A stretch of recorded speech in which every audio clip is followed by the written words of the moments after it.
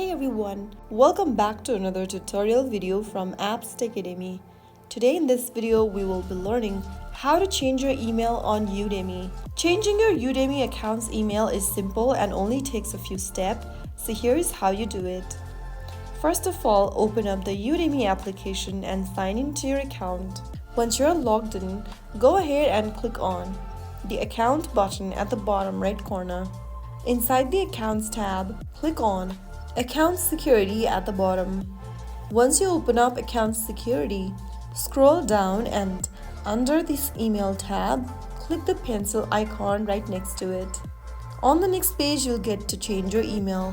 Type down your new email address in the text box you want to change to.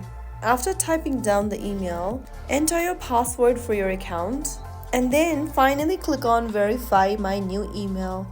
You will receive a verification email to your new address. Open the email and click the verification link to complete the process. And that's how you can easily change your email address on Udemy. If you found the video helpful, don't forget to like, share and subscribe to the channel. I will be back again in the next episode. Thank you.